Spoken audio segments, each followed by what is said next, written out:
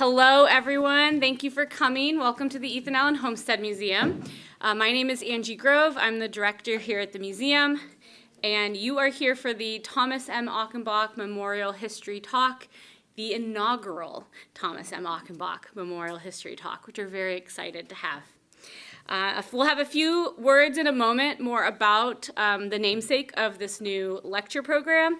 But first, I would like to say a few words, logistical things to get them out of the way. Most importantly, we want to thank our sponsors of the program.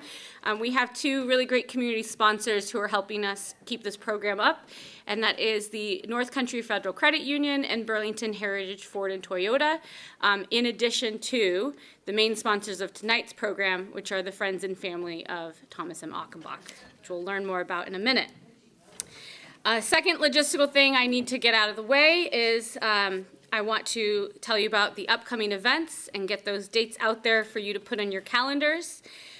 Most pressing of which is the event next month is our Fanny Allen Weekend. It's going to be on August 16th and 17th. It's a Saturday and Sunday from 10 a.m. to 4 p.m. both days. We are partnering with the Chittenden County Historical Society for their 60th anniversary, and it's going to be a big community party with partners from Vermont Historical Society, which is our speakers organization, Burlington History and Culture Center, from some of the local historical societies, and there's going to be everything from arts and crafts projects to touch a truck, an antique truck.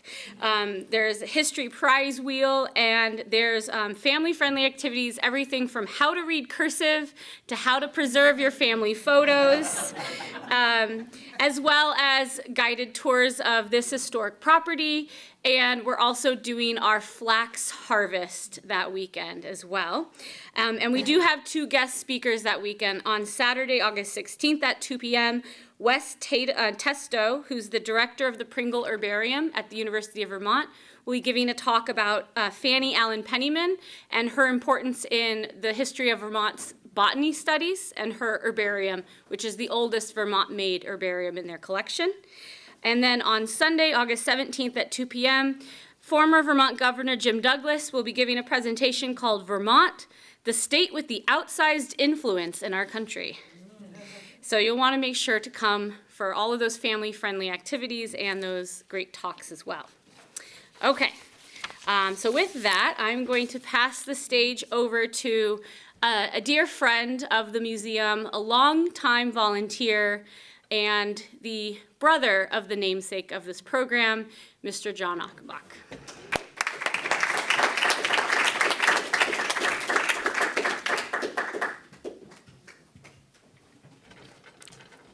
Thank you, Angie.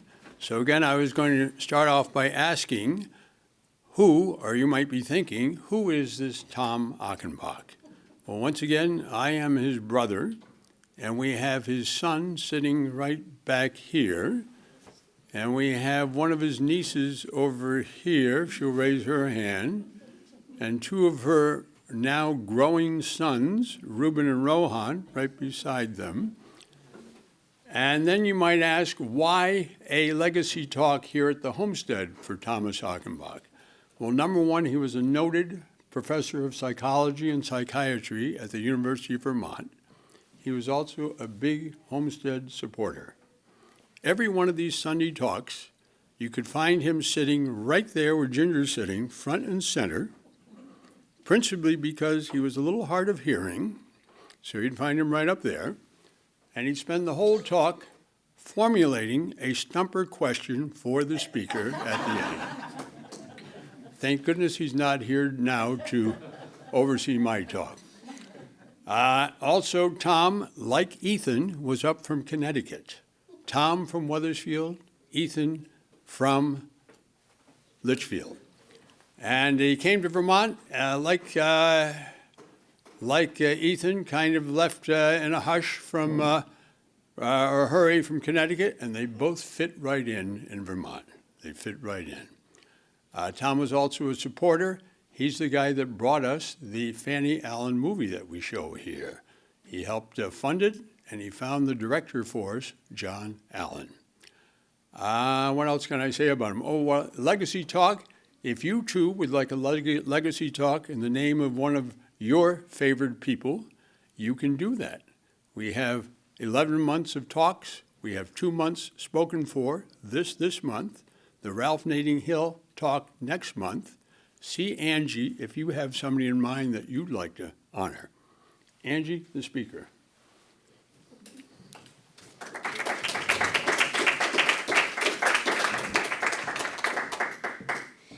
Thank you, John. Okay. I do just want to say if we do have anyone enter late, we are going to be directing them to the open seats. So please, I appreciate your flexibility with kind of, letting them cut through if that is the case. We want to make sure we fill those seats before we have to add more over here. So I just want to say that because I know there's always someone who comes late who feels so bad about having to walk in front of all of you, but I know that you all are flexible, so thank you. Okay. So today we have the honor of a very special talk that I'm really looking forward to. I'm hoping that I gain quite a bit of an education on this because Ethan Allen is one of those figures who's as much a mythical figure as he is a historical figure, right? There are a lot of stories about him that, like, he fought a bear barehanded and won, right? That not sure if that's historical as much as it's probably mythical. And the same goes with a lot of artifacts. We get questions here at the museum all the time about artifacts that may or may not have been owned by Ethan Allen. And as many of you might know, this historic site has been a living and working farm for, well, about 600 years since the Abenaki were farming here, up to the Allens, and then even to today, it is still being farmed. But it was a primarily farm through the 1970s and into the 1980s before it became a museum. Because of that, a lot of the Ethan Allen artifacts were donated to places like the Vermont Historical Society or Fort Ticonderoga, whose origins go much further back than the 1980s. So most of the objects that may or may not have been owned by Ethan Allen are in the possession of the state of Vermont's Historical Society, where our speaker works. And there's always the mythology of whether or not it was truly owned by Ethan Allen. So I think we're going to find out today. Maybe some clues, maybe some answers. Okay, so let me introduce you to today's speaker for our program. Catherine F. Grant, she is the collections manager at the Vermont Historical Society. Prior to joining the team at VHS, she was a project archivist at Vanderbilt University Special Collections and the University Archives. And she was the curatorial fellow for the Trustees of Reservations in Massachusetts at 2 of their North Shore Historic House properties as well. She holds a Master of Arts degree from the Winterthur program in American Material Culture, and if that isn't enough, she also has a Bachelor of Arts degree from Tufts University in Art History and Italian Studies. She also has a lifelong passion for American decorative arts, including New England material culture as a specific area of interest, which has inspired her to pursue a broad range of research projects from classical early furniture to political pins, ephemera, and Ethan Allen objects as well. So please welcome Catherine F. Grant.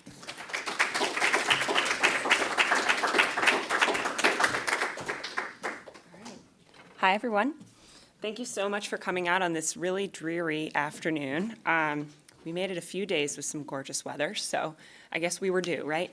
Thank you also to the Achenbach family for supporting not only this lecture, but this amazing property. Ethan Allen Homestead has been one of my favorite places to come for a very long time, so I was thrilled to be able to give this lecture and to know that it was sponsored.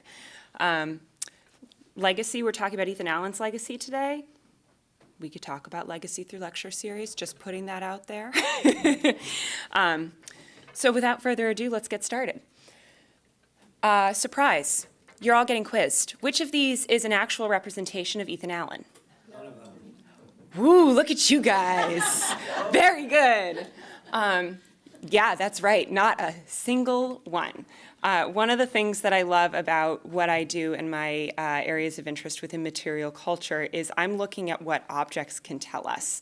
And when you talk about a figure, a person like Ethan Allen, who's of truly mythic proportions, not just in Vermont, but across the Northeast, you don't have a single image of him from that time period. So we really don't know what he looked like. So the only thing that we have to go on are documentary resources and other objects that he may or may not have touched.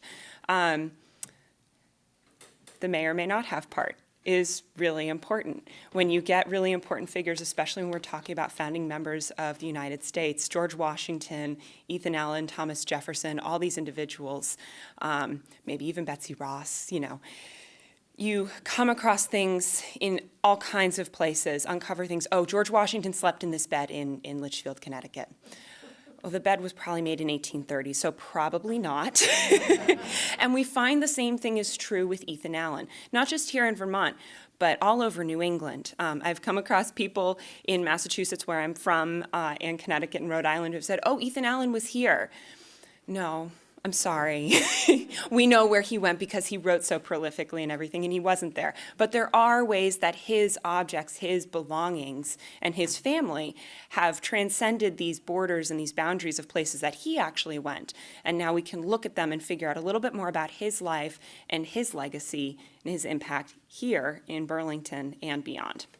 So what I want to show you today, we have a couple of things on slides, and then I brought some things for us to look at in person, because that's one of the perks of my job, is I get to handle cool stuff all the time. So I thought I'd bring it to show you. And we're going to look into some of the things in the collection at VHS that may or may not be related to Ethan Allen.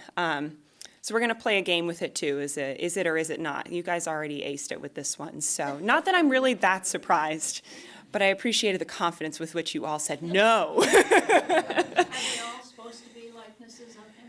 Yes, every single one of those is supposed to be a likeness. So the one that you probably recognize the most is the one on the bottom right. That's Larkin Mead's sculpture outside of the state capitol building of Ethan Allen. One of the things that I love is when I was doing some research through a whole bunch of archives, but the VHS library, the Leahy Library Archives especially too, is I found a lot of early 20th century images of what Ethan Allen should have looked like. The one in the top left actually is one of my favorites. It screams bicentennial to me. It just has this look of, jaunty open collar and vest and the coloring and everything. And I think it's a little earlier, if I remember correctly, it's like an 1950s image. But every single one of those is fabricated. Not a single one is actually true. So we do have some really wonderful objects with actual ties to Ethan Allen in our collection. But the question is which ones are real and which ones are not really provable. First one I want to show you is this rifle, and it's on view in our museum in Montpelier. And I should say also, I'm going to back up for just a second. Vermont Historical Society was founded by state charter in 1838. We have been collecting since then, both museum and library materials. And so when you see the numbers on the screen, this one says 1876.1. This was the first item that was donated to the museum collection for VHS in 1876. So not our earliest object, but one of the earlier ones. And we've been able to retain it and put it on view for people now in 2025, which is pretty cool. So the rifle itself is from the later half of the 18th century. It does make sense when you look at it in person. I promise you it really is an 18th century piece. And it's got some interesting little hints to it. On the left, you can see where the brass is inscribed Ethan with some really pretty frills around it and everything. You can see someone polished it at some point, and the sort of chalky white color in there is polish that was left behind. On the right, the barrel itself is inscribed Allen with a backwards N. And when I saw this, I went, ooh, okay, what's going on here? One of those little details, things like this can really make a difference in some cases. And there's, a couple different things. Option one is it was a child who, or someone who was learning how to read and write, who can't quite figure out which way the N goes. It's a very relatable thing to try to figure out. What I think is the more likely scenario is it's someone in the later 19th century who intentionally made the N backwards to make it feel more old-timey, because that is also a thing that we see a lot, especially with things that are inscribed with a Revolutionary era provenance. So now I'll stop blabbing quite so much. What do you think? Ethan Allen related or no? Yeah, why not? No. Those types of writing that people used in the late 18th century? Yeah, that's a great question. So the writing on both of these, the one on the left, Ethan, the script is fairly good for the period. It's a kind of standard script, though. So, I mean, my handwriting's not that neat, but I could do something similar to that now if I wanted, and I've seen plenty of people do it. The one on the right is very standard block lettering. So that's pretty doable. Yeah. So it's a bit of a red herring. And I did that for you guys. You're welcome. Yes? No? We're not really sure. It's a really fun object, though, because it does have a great provenance. So supposedly in 1776, Colonel Ethan Allen, who was fighting as part of the Continental Army, gave this rifle to Captain Abraham Underhill of Dorset, Vermont. His family lovingly cared for it until 1876, when one of his descendants decided, it really has a bigger story to tell, and it shouldn't be with us, it should be in a museum, donating it to VHS. So it came with this story. The reason why I say yes with a question mark is because family provenance can be a double-edged sword. Just as a PSA, write it down. If you have a family story or a thing that has a tale with it, write it down. Maybe what your grandmother told you is correct. Maybe it's not. I've got plenty of stories on both sides of that coin in my own family. But things like this make for a really fascinating tale. We have no documentary evidence from that time period indicating that Ethan Allen gave anything to Captain Underhill. But that doesn't mean he didn't. So we don't really know. And the rifle is like contemporaneous. The rifle's contemporaneous. Exactly. So we're going with, yeah, it's very likely, but we're not 100% sure. Do they have a relationship at all? Is there any evidence of that? That is something that I didn't have a chance to fully look into. As best I can tell, it's highly likely they crossed paths, but other than that, we don't really have a whole lot documented. See, people are chuckling because you can tell. You can really pick things apart here. Mm-hmm. He was a prisoner of war in England in 1776. Bingo. Unless, And that's where this starts to fall apart, right? So that's the other piece is, yes, Ethan Allen was a prisoner of war in England in 1776. So our notes say circa 1776 because the connections between the family are plausible enough that he could have given this. But we don't know for sure, and we don't have any documentation to support it. So anyways, we've got more to get through, so let's keep going.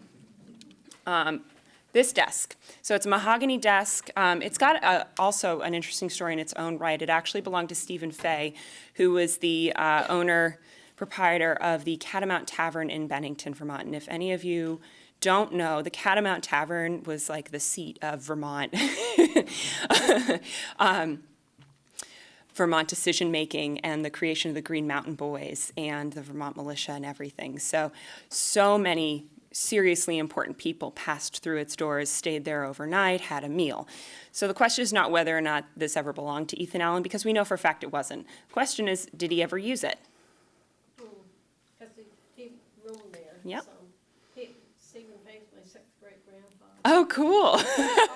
I was happy to see that in person. when Oh, I went great. To the Historical Museum. Yep, it's in our museum in Montpelier. So what do you think? Did he use it? He could have, yeah. Hey, we got one. Took us long enough. So yes, we know that this desk was actually used by Ethan Allen because of the way that the tavern was laid out, because of the way that Fay had everything organized, because of how the Green Mountain Boys came to be. Yes, which is pretty cool. So we have an actual legitimate thing now. So we've got a maybe and we've got a yes. Shoe buckles. I love shoe buckles. They're so weird. They're the most fascinating thing to me because I could not figure out as a kid how exactly they worked because it didn't quite make sense as a belt buckle. Anyways, these are from about 1770. We have plenty of other pairs, not just in our collection, but at other collections of 18th century American materials like Fort Ticonderoga, we've mentioned. And I love them because the glass is so wonderful in person. It's another thing that's in our museum, so I don't have it here with me today. But what was really cool about these, too, is that it's the metal frame, the glass beads, I guess you could call them, are glued on or adhered to the metal frame, and then they came with a set of leather and cardboard supports for the buckles to stay secured into before they came to VHS. So here's the question, did they belong to Ethan Allen? I'm gonna say no. Seem too fancy. Too fancy? No. What metal are they? Iron. Yeah. So they are, the glass beads and iron, we're not talking silver. No, exactly. But they look really nice. And I have to be honest with you, they've been in a case at the museum for a good long while, and I check on them every time I go over there. And they don't need to be polished. So if you're looking for something durable, I highly recommend an iron and glass shoe buckle, everybody. So the other reason why we can, there's a couple other things at play here. Ethan Allen's family, his descendants, he had 5 children. No. 6, thank you. One of his great-granddaughters donated a number of things to VHS in 1923. So actually, if I go back a slide, you can see this is 1923.8. She donated a whole bunch of things to us in 1923 with a relationship to not just Ethan, but to Fanny, which is very cool. And these shoe buckles were one set. So they are of the right time frame, and they have the right family provenance, and the family, after Ethan Allen, did try very hard to document things, so we can be really pretty confident in what they shared with us, within reason, and we'll get to that one in a moment. So yeah, they belong to Ethan Allen. This is I love a lot of our stuff. I love the thing that I looked at most recently. And this canteen is another really great option. So it's a wooden canteen, and if you think of it as like a miniature barrel, that's how it's constructed.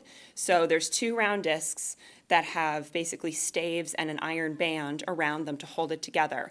And then one of the slats that you can just sort of see the top edge of has a hole drilled into it, and that's where you'd put your cap. So that's how you would drink from it as a canteen. It's seen better days. It's got some paint that someone put on and then took off. It's got EA written on it. It's got LG written on it. And this is one of the ones, I didn't have a whole lot of time to look into this particular one. So you guys are going to ask me a question about one of the names on the next slide, and the answer is I don't know. Do we think it belonged to Ethan Allen? Do you know where it came from at all? Mm-hmm. Based on the year 1923, is it the same family donation? It's a different person, but it's the same year. It's another question mark.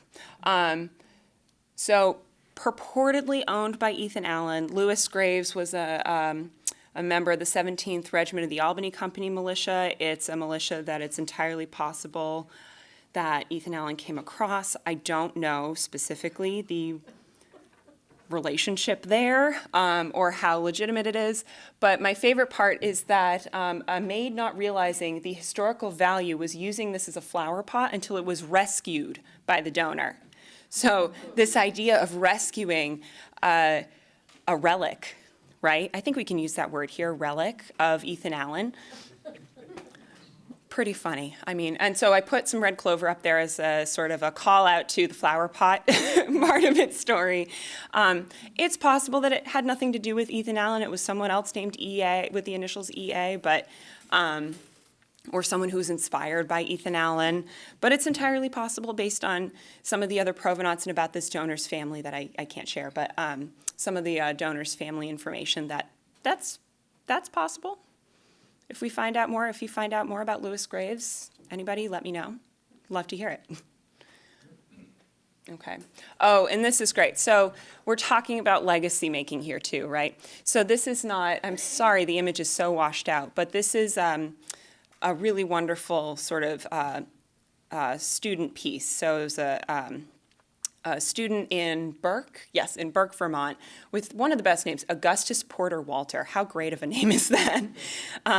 Made this drawing in or for one of his classes in the mid-19th century. So he was born in 1834. So you're looking at this legacy of someone who died in 1789, and school children who are learning about the Revolution, who are learning about Vermont figures in the mid-19th century, are taking the time to put together these drawings and celebratory things for in honor of Ethan Allen, or inspired by Ethan Allen.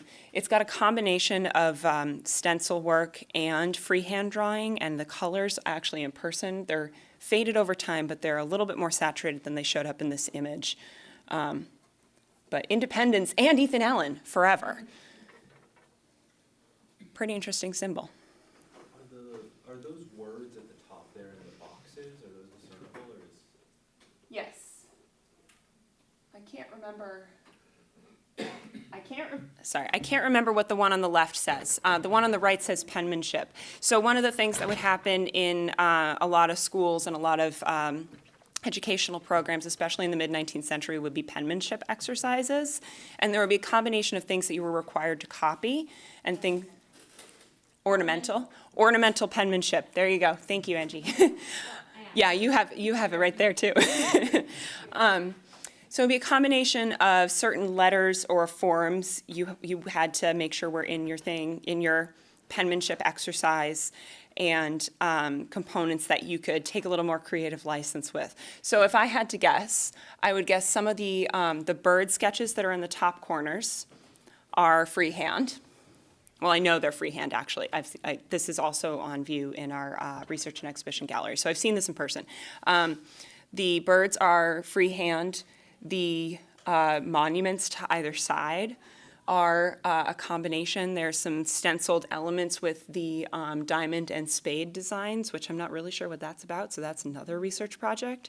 But the block lettering, I'm willing to bet that the person who did this, so Augustus, had to hit a certain number of letters in that type of font, in that block lettering, and this is what he chose to do with that.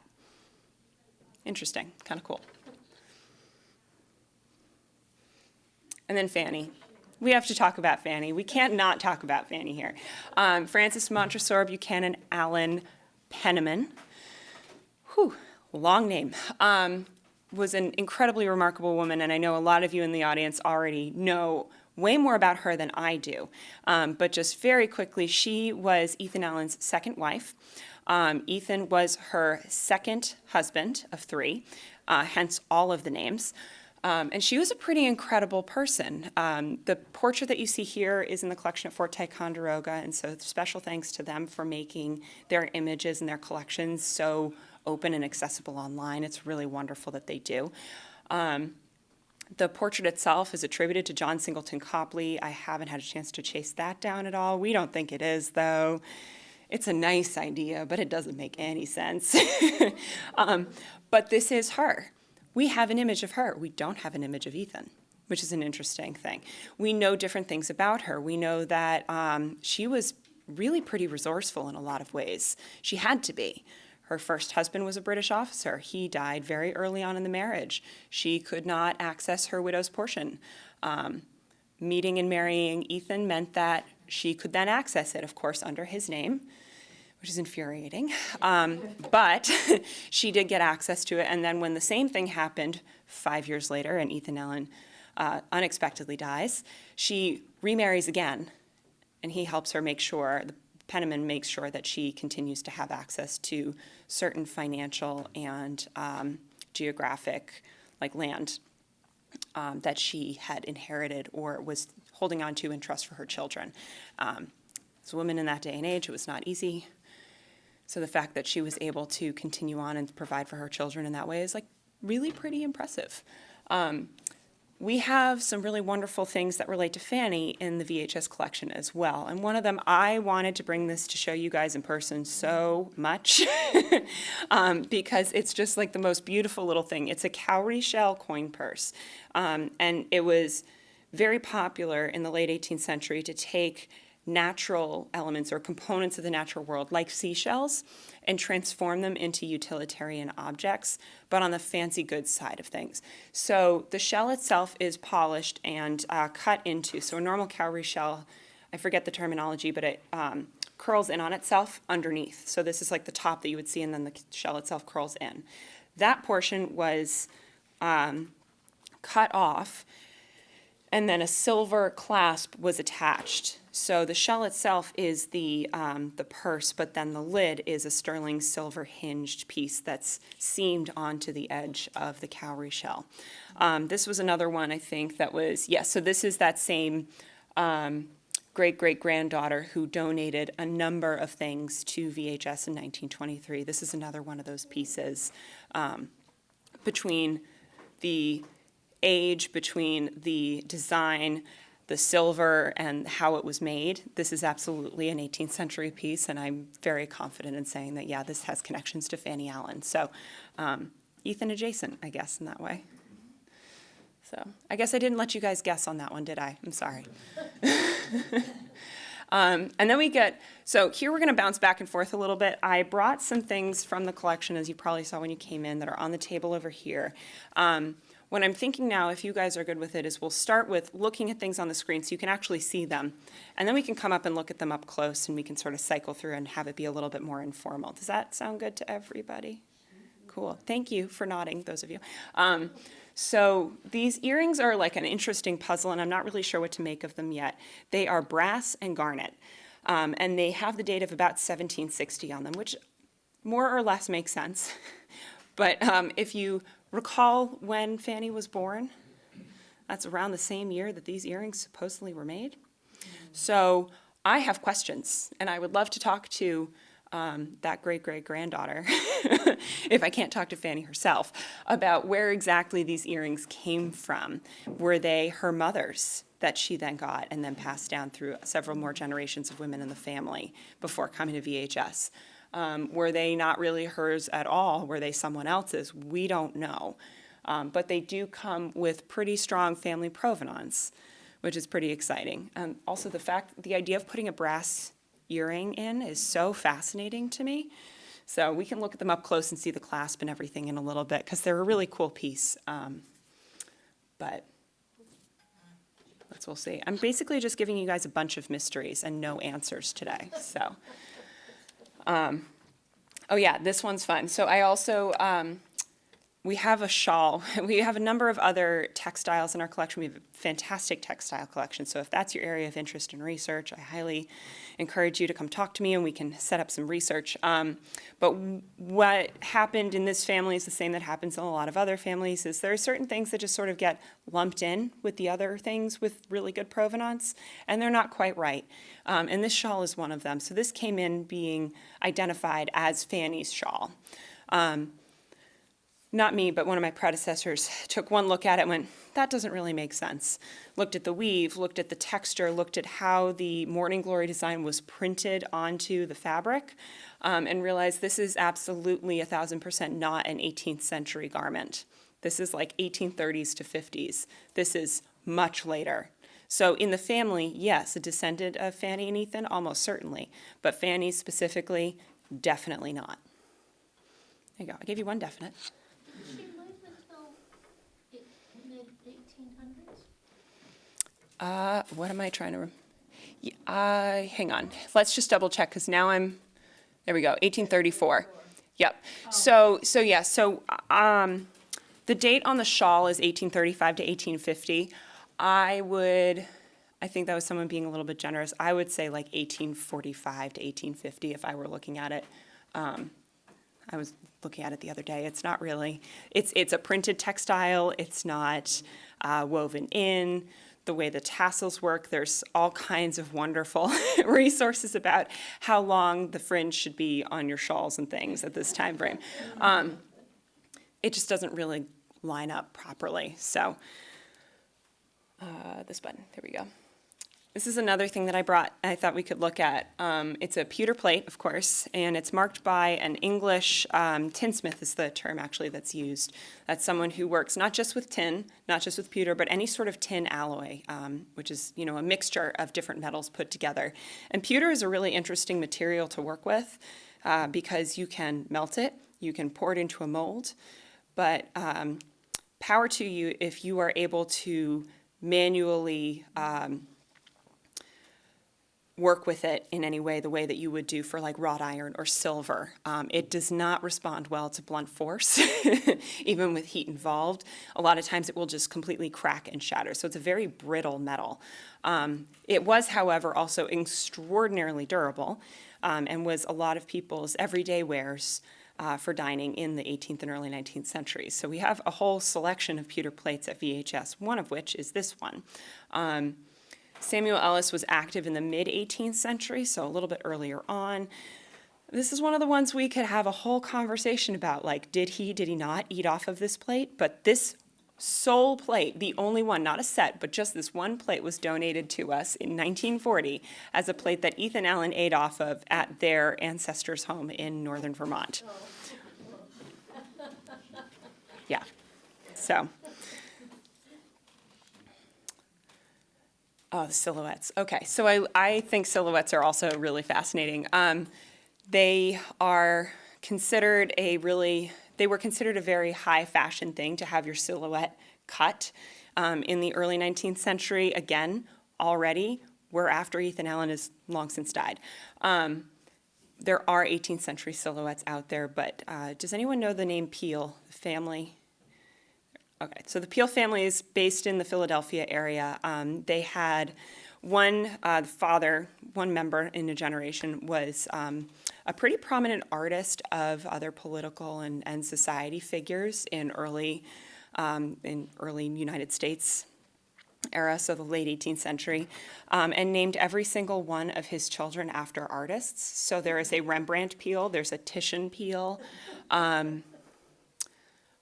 I'm trying to remember, one of the daughters has like the most unbelievable name. Of course, it's now escaping me, but it's just the most unbelievable commitment to craft. And one of those children put together the Peel Museum. This was the first museum in the United States. And it sort of went from a natural history museum and then had silhouettes of famous people. So this was actually given to VHS as a silhouette of Ethan Allen. We have several issues with that, you know.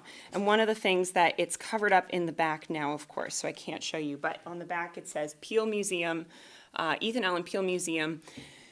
Peel Museum closed in 1837. So not only do we have an issue here with Ethan Allen, no one actually knowing what he looked like, but we have a question mark about when this silhouette was made based on the paper texture and quality and when the Peel Museum closed. So another fun word to throw around is forgery.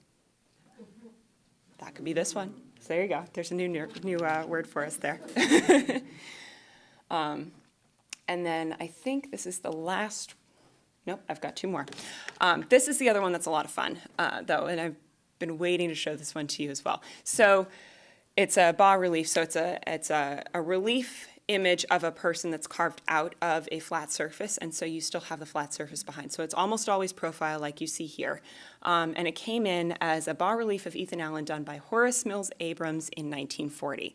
Whole lots of questions there. But my favorite part is the inscription on the back, and I get to show you guys that in person a little bit, which will be really fun. General Ethan Allen from daguerreotype in Bennington Museum. Two issues with that. Anybody see them? Well, daguerreotype. Bingo, that's one. And general.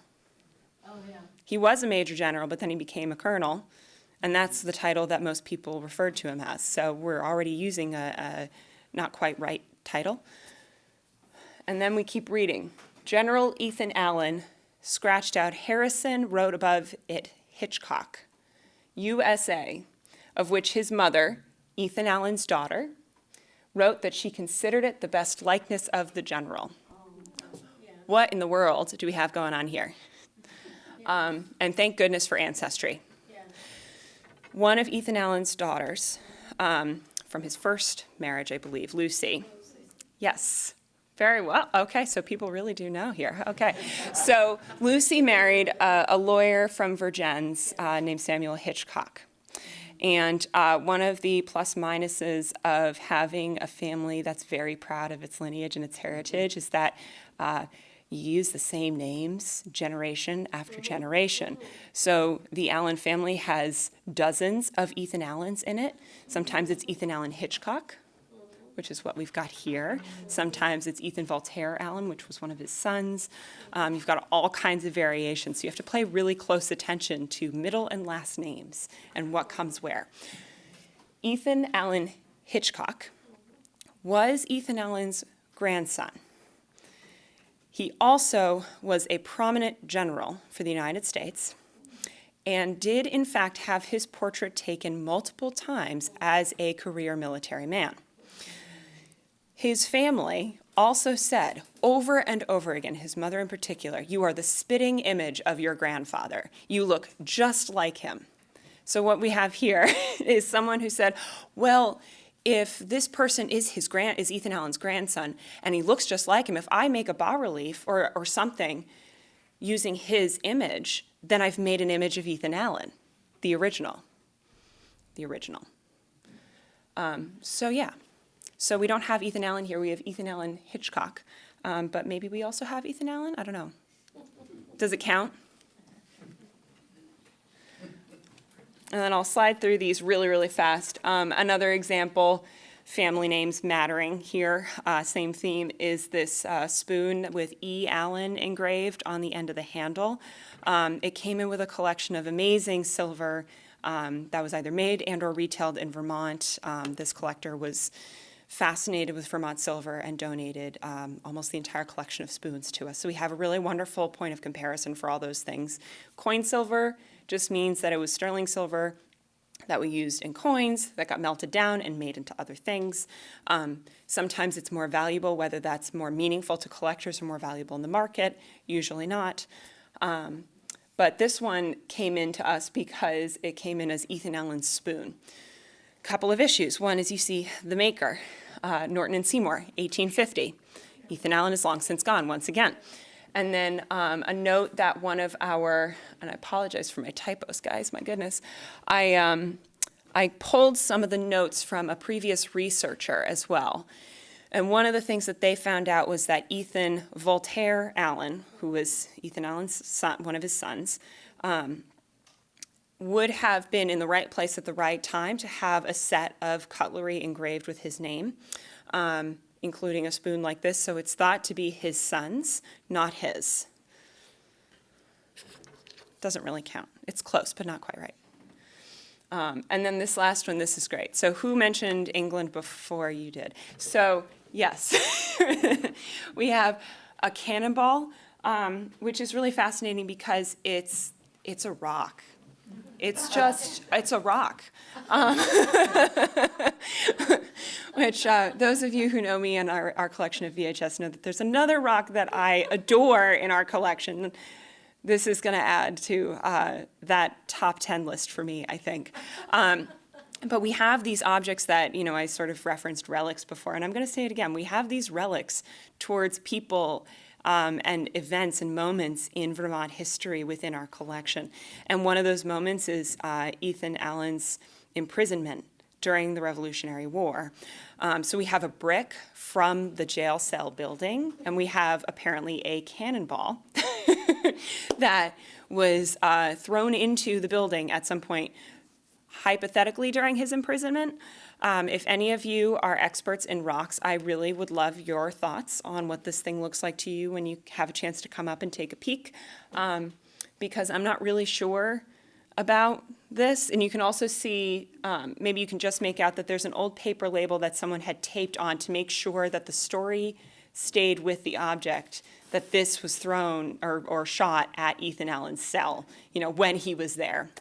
And I put in here that it was a transfer from the Fletcher Free Library. One of the things that we are really lucky to have across the state are wonderful institutions like the Homestead, like VHS, like libraries. And everyone, we try really hard to work together in terms of preserving and sharing our state's history. So libraries will end up with museum objects that they maybe don't really have a good home for, and they'll talk with us. We'll end up with library materials that maybe make more sense at somewhere like Fletcher, or the Pringle Herbarium actually is another great example at UVM. And this was an instance in 1965 where a couple of volunteers went down into the basement at the library and found a bunch of stuff that no one knew was there, didn't know what to do with it, called us, and we ended up with several cannonballs related to several different Vermonters, Ethan Allen being the most prominent of them all, and they were all sort of like in this wire basket and transferred to us. So we'll hold on to them, we'll keep telling their stories and using them to illustrate Ethan Allen's story, as well as many others. It illustrates our own collecting story, which is pretty cool, so. Is there any indication of what prison cell and where? He was in quite a few I know, prisons. there's none. I look, yeah. Yes. Here in England. Right, well, and that's the thing too, is the brick that we have in our collection says that it was from the prison where he was jailed in England. This one doesn't say. So, I mean, and it's also a rock, so like who knows where it came from. But yeah, so that's sort of what I've brought for you today, and I hope I didn't muddy the waters too much. I did have a little bit of fun toying with everybody here in terms of figuring out, you know, we can make things really, really complicated. It's really hard to make things simple and answer a simple yes or no question with a yes or a no. And when it comes to Ethan Allen, there's no such thing as a simple yes or no answer, I've discovered, for pretty much anything. So we have to rely on the objects to help us figure out what's the truth and what's not. Thank you.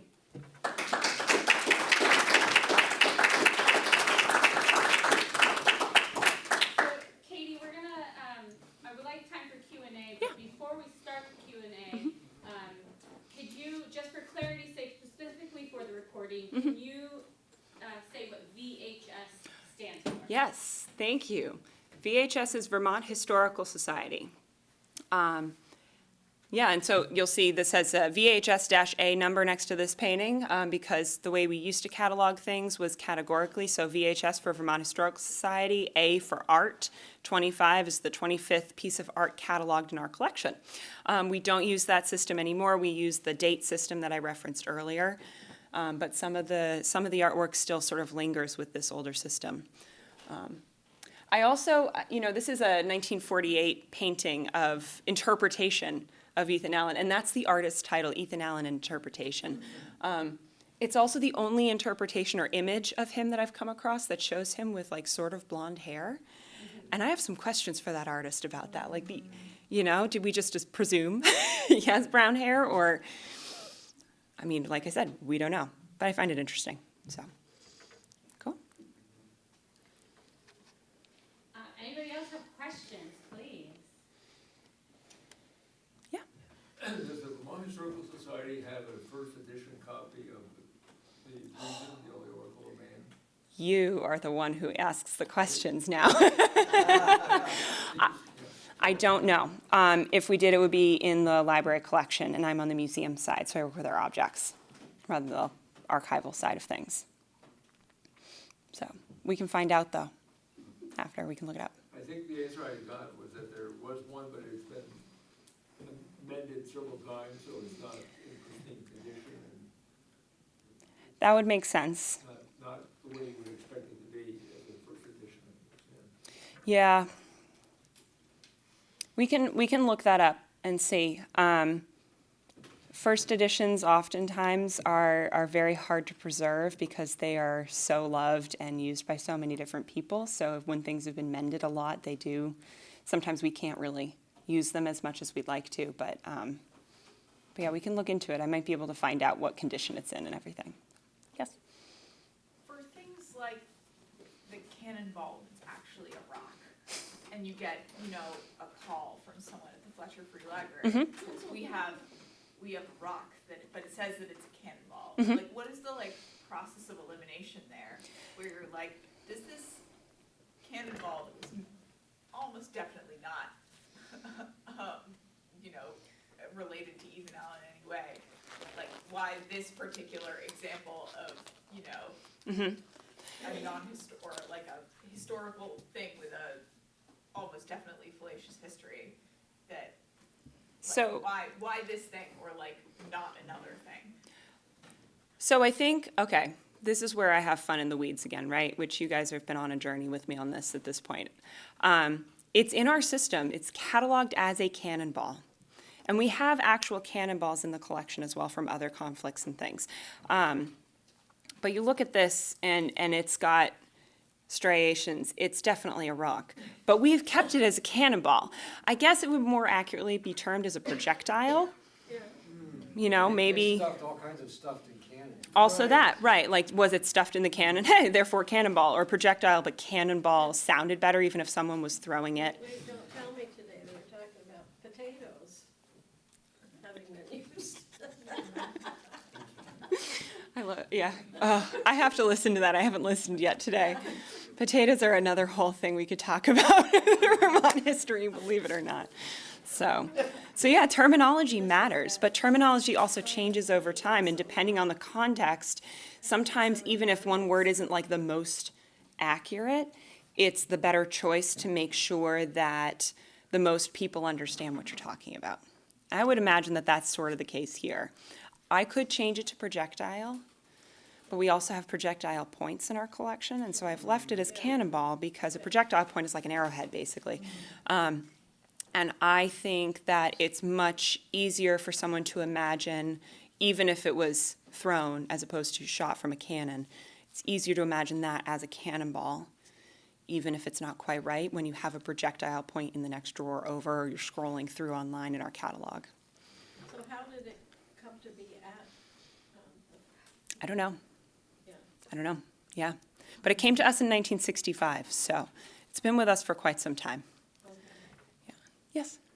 For the process of dating, do you use, or when do you determine to use some of these more exotic things like carbon dating, isotope detection, pollen, interpretation, those kinds of things that Yeah. can be more exotic and expensive probably, but when do you say, okay, we need to investigate this further using those methods? How much do you know about how those methods are used?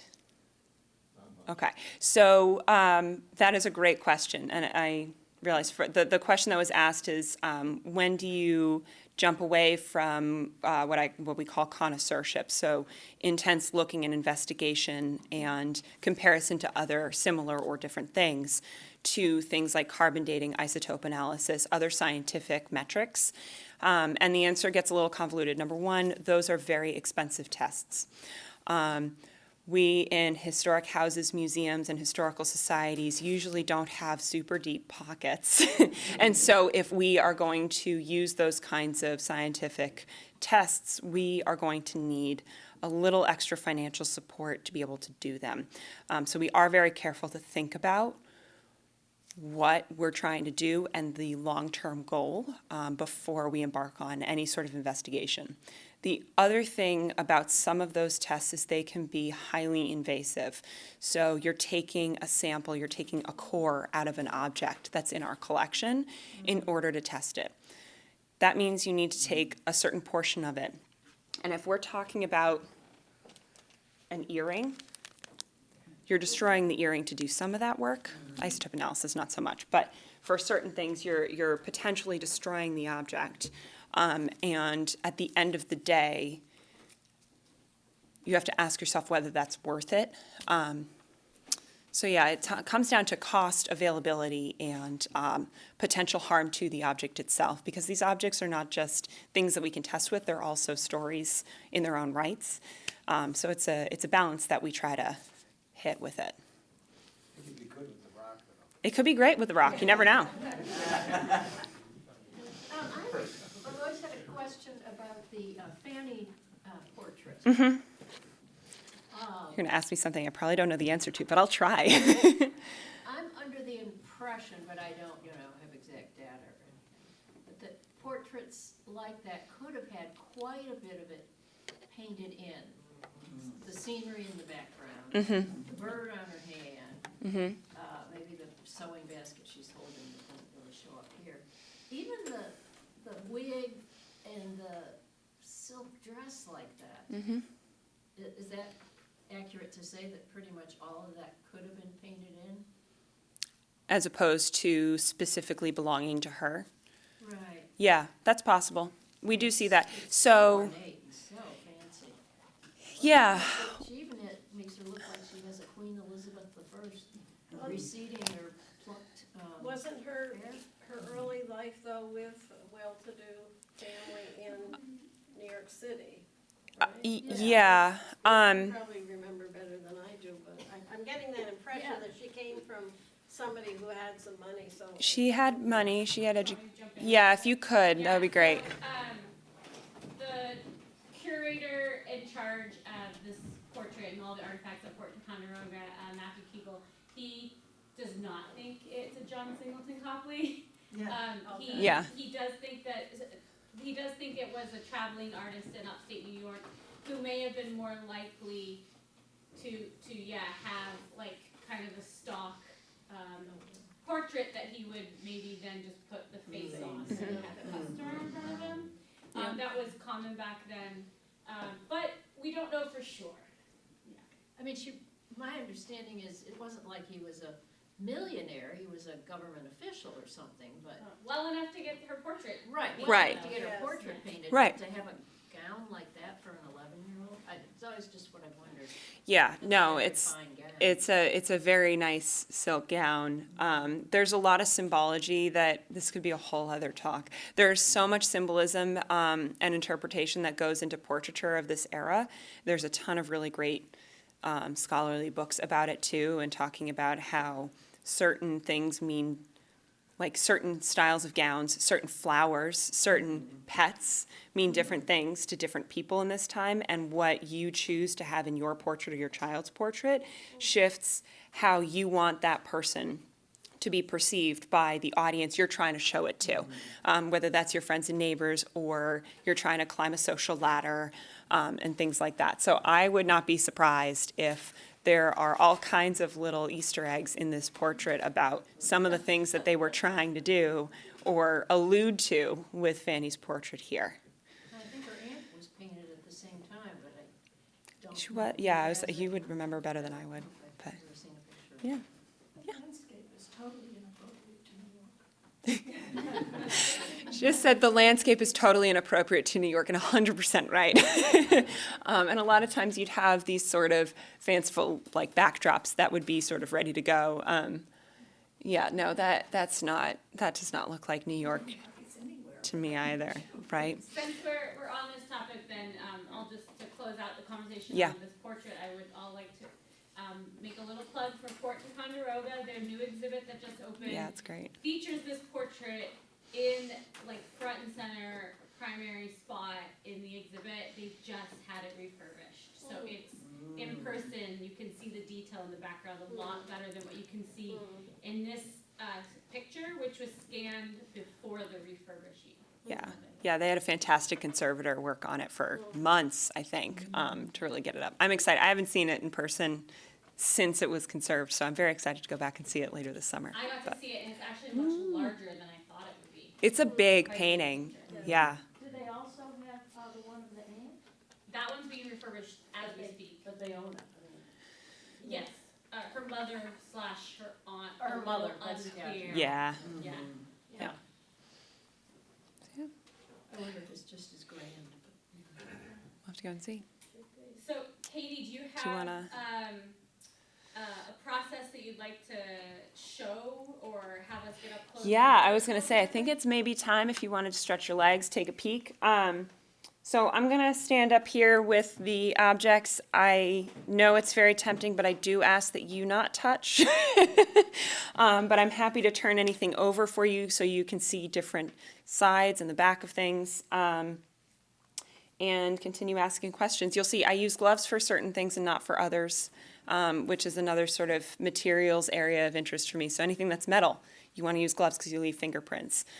Paper, you want clean hands, for example, because that way you can feel the texture. You're much more susceptible to ripping paper if you use gloves. Just as a PSA for anyone who's working with old documents and books. Yeah, so yeah. So logistically, Yeah. not everyone's gonna be able to go up to the table at the same time. I would like to encourage you to visit the snack table once again. Please Our do, wonderful yes. Volunteers, Margaret and Maida, brought the refreshments today. Thank you.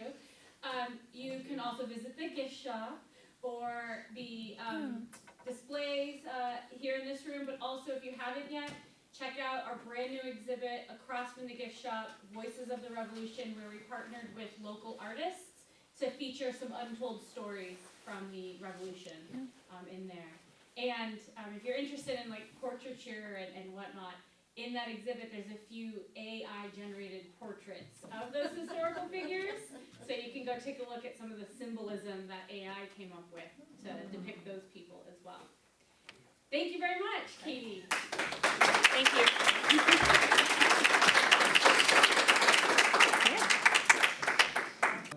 So before we finish out the presentation today, I just wanted to show you a couple of things that I was able to bring up from Vermont Historical Society's collections that relate to Ethan Allen in varying degrees.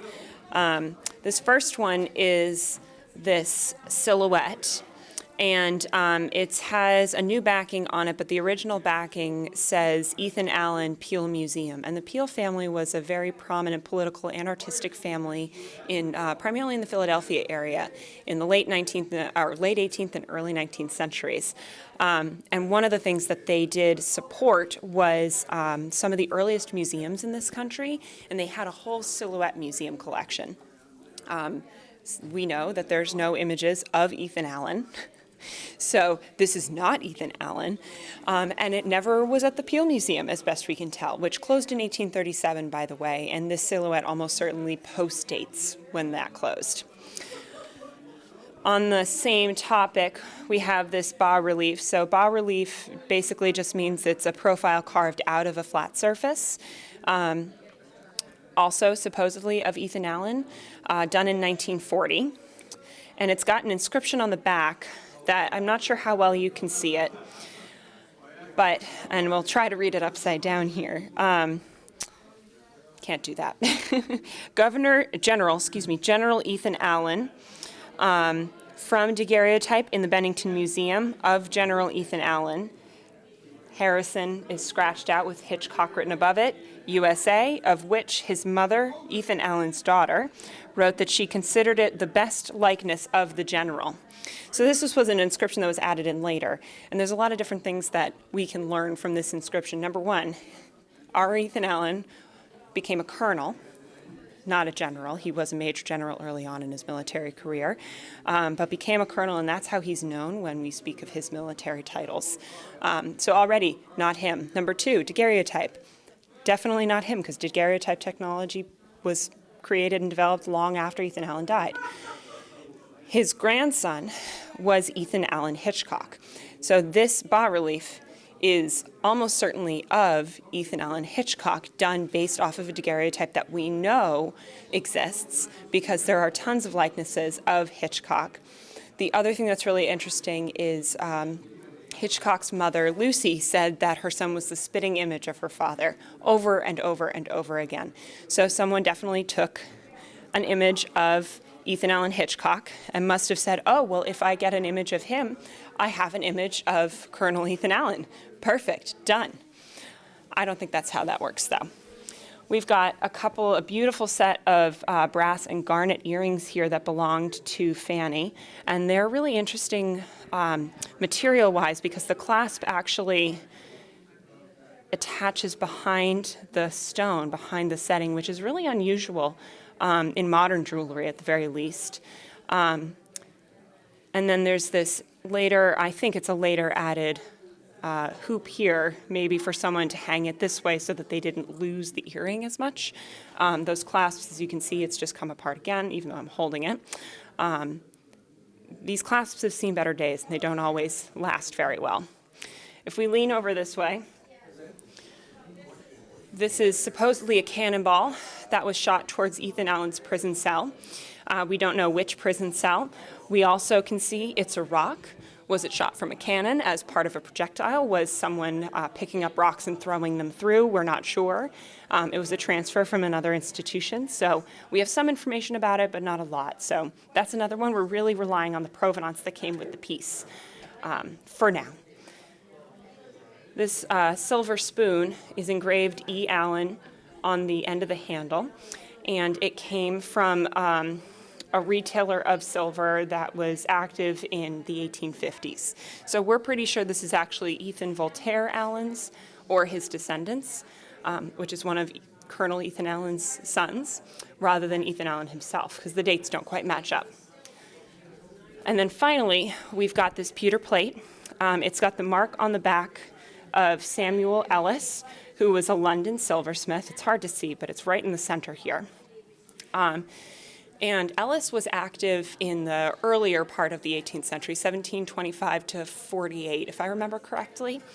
And it's entirely possible that this type of pewter was ordered and shipped to Vermont to be used in a whole variety of homes. It was a very popular, basic dining utensil.